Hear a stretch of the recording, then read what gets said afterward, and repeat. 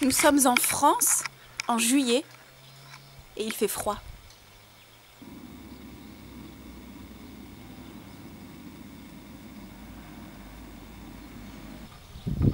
La liberté n'existe pas. Alors oui, la liberté n'existe pas, en fait, juste pour info. Non, elle n'existe pas. Alors déjà, la liberté, je la classe selon différentes catégories. Vous voyez, c'est un peu la difficulté de tous les concepts construits par l'être humain. Il y a liberté, égalité, paix, amour, qui sont comprises, vécues de différentes manières, en fonction de l'individu, en fonction de l'époque, en fonction du lieu, en fonction d'innombrables paramètres. Et au fait, je les ai classés en deux catégories. Il y a en quelque sorte les libertés circonstancielles d'un côté et les libertés individuelles qui sont plus liées à l'individu. Alors je ne parle pas du fait de je fais ce que je veux, où je veux, quand je veux. Je pense que ça c'est un peu périmé, mais j'en suis pas sûre, quoique je sais pas. On sait très bien qu'aujourd'hui c'est pas ça, la liberté. Mais peut-être qu'il y a encore des personnes qui pensent. Il y a la liberté de déplacement, la liberté physique, les contraintes physiques que nous avons. Il y a la liberté de penser, la liberté d'expression, il y a la liberté financière, très populaire ces temps-ci. Il y a la liberté d'être. Je vais commencer par voir un petit peu point par point chacune des libertés pour vraiment dire qu'en fait on est loin d'être libre, même si c'est quelque chose que l'on recherche. Mais peut-être qu'on ne le recherche pas dans la bonne direction, ou au bon endroit, ou alors de la bonne manière.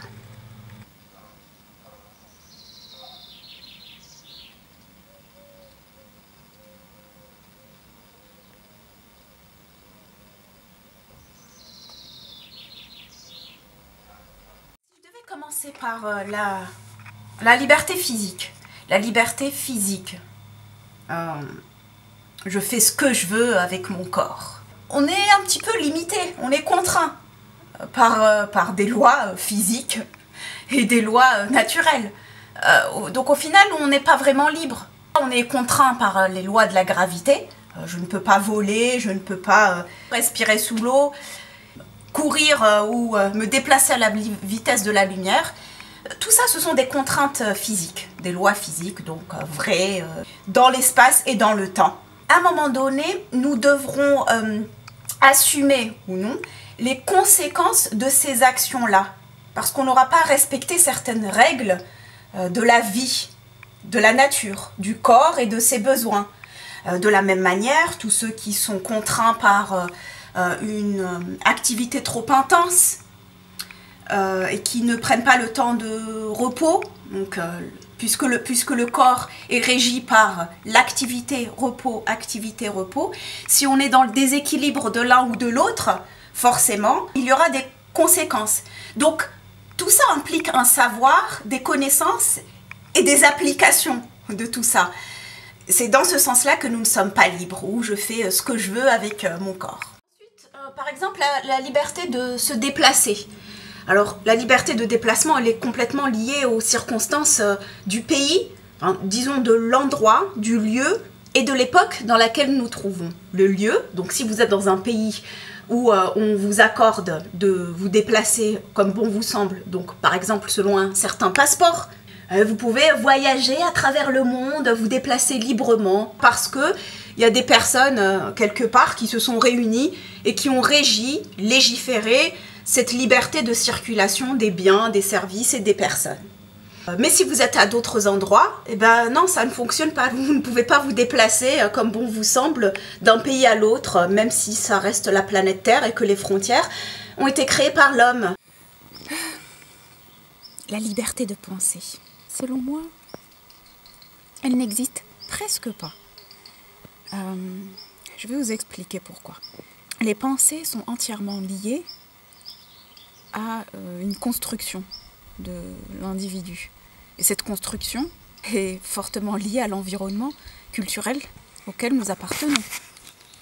Ça ne veut pas dire que les pensées n'évoluent pas. Ça ne veut pas dire que les pensées ne sont pas élargies.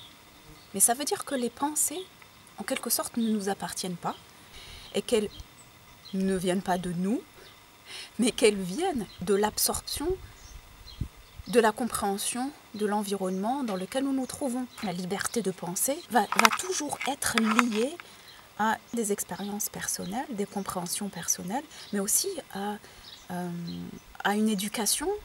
Les pensées vont toujours être manipulées d'une manière ou d'une autre, c'est-à-dire que dans l'environnement familial dans lequel nous avons grandi, ensuite l'environnement social, local, et plus tard au niveau du travail, des voyages pour ceux qui voyagent, et de l'élargissement de la compréhension de l'existence pour ceux qui s'y adonnent. Donc je me demande si la liberté de penser existe vraiment.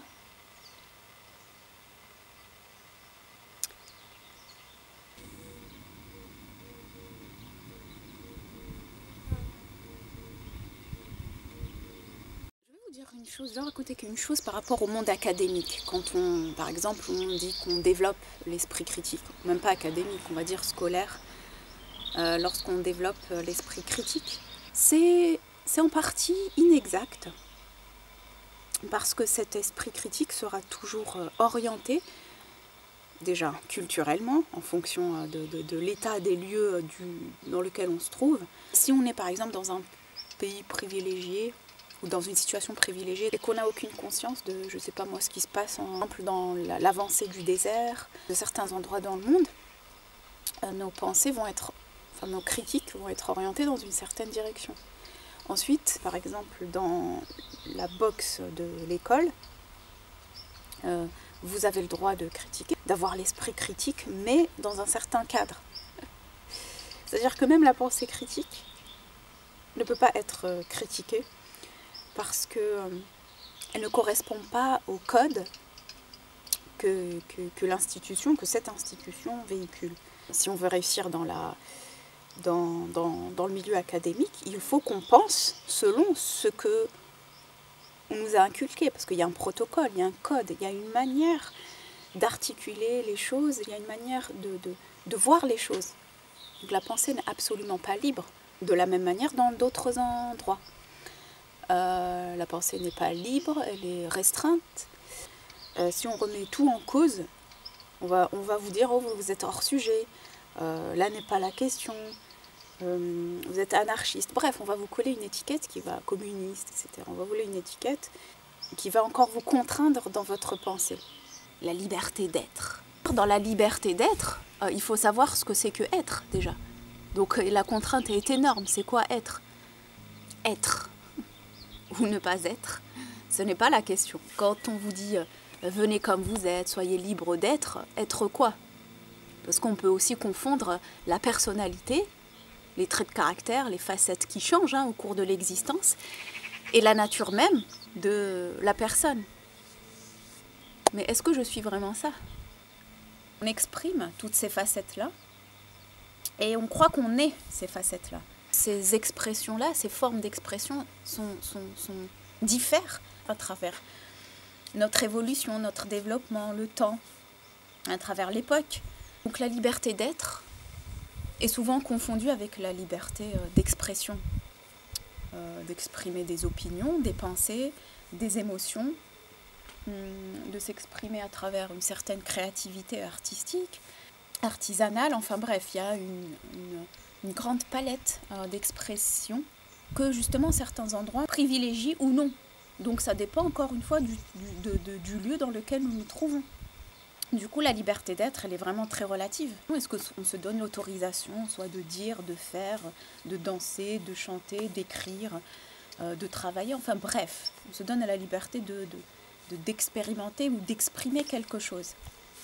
Elle est souvent liée à nous-mêmes, même si, bien évidemment, les contraintes sont liées au lieu dans lequel on se trouve. Si dans un pays, la liberté d'expression, certaines formes, par exemple, de liberté d'expression sont totalement proscrites, l'art est proscrit, enfin, tout est proscrit, ou par exemple, on ne peut pas remettre en question les décisions d'un gouvernement, d'un royaume, d'une certaine gouvernance. On est envoyé en prison, torturé, enfin bref. Ça, c'est connu, malheureusement, à travers l'humanité.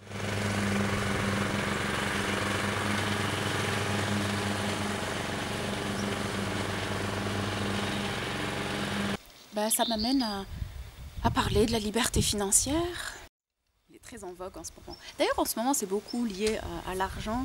En cette époque-là, depuis 2-3 ans, véritablement lié à l'argent et à la terre. Ça s'est étendu à travers toutes les sphères des sociétés. C'est devenu quelque chose de très médiatisé, valorisé, socialement valorisé. La liberté financière. On peut parler d'indépendance financière, mais liberté financière, pour moi, c'est des choses antinomiques en fait. La finance elle-même est une contrainte, est un emprisonnement, puisque c'est devenu de plus en plus une vérité circonstancielle, c'est-à-dire une vérité de l'époque, c'est pas une vérité absolue. Indépendance financière, et pour pouvoir vivre, entre guillemets vivre, dans nos sociétés de plus en plus, est totalement nécessaire. Ça donne matériellement beaucoup plus d'expérience. Pour moi, la liberté financière, c'est justement ne plus être contraint par les finances. Or, c'est tout le contraire. Ce qui est tout à fait normal, de pouvoir subvenir à ses besoins les plus primaires en échangeant ses compétences contre autre chose. Oui, bien sûr, c'est tout à fait normal. À cette époque-là, c'est comme ça que cette époque existe. Pour finir sur une des libertés les plus fondamentales, c'est la liberté intérieure. Maintenant, qu'est-ce que c'est ? On parle de liberté extérieure et liberté intérieure, si je peux aussi mettre ça dans 2 catégories. Comment est-ce que je suis régie par mes pulsions ? Est-ce que c'est mes pulsions, mes impulsions qui dirigent mes actions et du coup mon existence tout entière, mon expérience sur cette vie tout entière? Du coup, je ne suis jamais libérée de tout ça. Donc, est-ce qu'une personne qui a accès à toutes les libertés extérieures a forcément accès aux libertés intérieures? Et réciproquement, est-ce que les libertés intérieures peuvent mener aux libertés extérieures? Une fois, je me suis perdue dans le désert. Perdue. Très très peu de temps. Au Maroc. Et j'avais plus d'eau, j'avais soif. Le coucher du soleil allait bientôt arriver. Je me dirigeais vers un endroit précis. Il fallait absolument que je trouve cet endroit-là. C'est à ce moment-là où je me suis dit non, avec l'argent on ne peut pas aller où on veut, c'est faux. Je me voyais déjà parmi les cadavres existants, et je m'étais dit que c'était un peu dommage que cette vie s'arrête ainsi. Ce n'est pas vraiment ce que j'avais prévu pour moi, même si on ne prévoit que rarement sa mort physique. Et je me suis retrouvée à penser aux ressources, en fait. C'est là où, même si je le savais déjà avant, intellectuellement, là je l'avais vraiment vécu avec tout l'argent que je pouvais posséder, ça ne m'aurait servi à rien. Durant les phases de développement de la vie, des prises de conscience, on se libère à chaque fois de quelque chose. C'est un peu comme des poupées russes, pour ceux qui veulent connaître l'indépendance dans la jeunesse. Ils vont très vite se rendre compte qu'ils vont transporter quelque part ce carcan à l'intérieur d'eux. Alors soit ils en ont conscience et puis ils travaillent pour se libérer de ça, ou alors on n'en a pas conscience et on reproduit des schémas qui ont été construits durant cette phase de la vie. Et souvent ce sont des schémas assez puissants, parce qu'ils sont beaucoup liés à l'inconscient dans la période de l'enfance. Il y a différentes formes de liberté. Certaines sont innées, chez l'être humain, qu'à force de croire qu'on est un corps, à force de croire qu'on est un être uniquement social, à force de croire qu'on est ceci et cela, et en fait on mange, on absorbe, on s'alimente de toutes les contraintes de cette identité-là. Du coup, il y a plusieurs formes de liberté, et quelles sont les plus importantes, les plus fondamentales? La question c'est où est-ce qu'on veut arriver?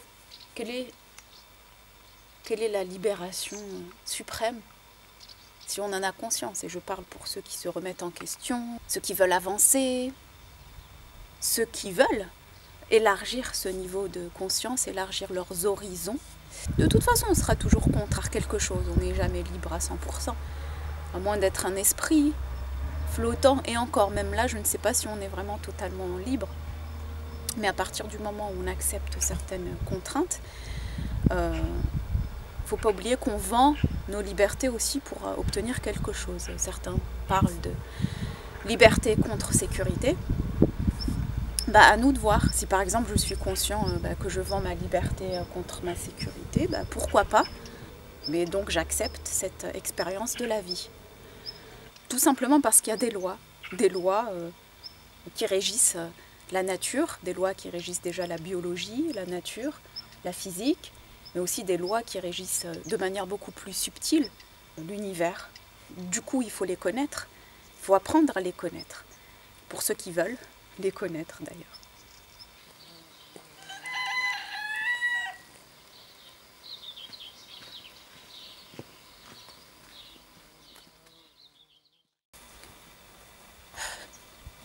La liberté intérieure est importante. Ça ne veut pas dire que la liberté extérieure ne l'est pas.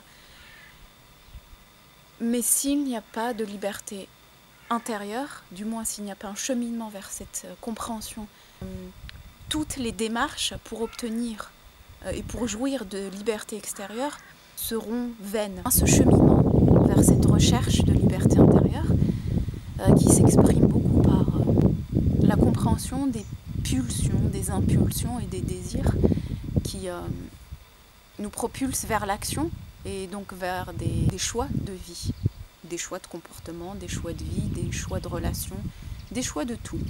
Tant qu'on ne s'en libère pas, que ce soit à un niveau individuel et surtout à un niveau individuel, toutes les actions entreprises au niveau collectif seront vaines parce qu'elles sont toujours dictées par l'inconscient collectif. Du coup, c'est un peu comme les symptômes d'une maladie et des causes d'une maladie.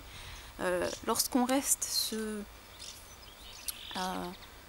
focalisé sur les symptômes d'une maladie, qu'on les étudie à fond, on devient l'expert dans les symptômes d'une maladie, en fait sans jamais se poser la question de l'origine. Mais même lorsqu'on se pose la question et qu'on pense avoir trouvé l'origine ou les origines possibles, parce qu'il n'y en a jamais qu'une seule, c'est toujours des facteurs multiples qui interviennent pour avoir une conséquence, un résultat, il n'y a pas d'action, ou très peu d'actions qui sont entreprises pour justement soigner les causes. Et donc finalement éviter les conséquences. Mieux vaut prévenir que guérir. C'est la même chose avec le concept de liberté. Tant que l'on ne se pose pas la question sur ce qui conduit nos schémas à nous emprisonner dans des fonctionnements destructeurs, qui sont contre nature finalement, on aura beau essayer de prôner, de parler d'amour, de paix, de solidarité.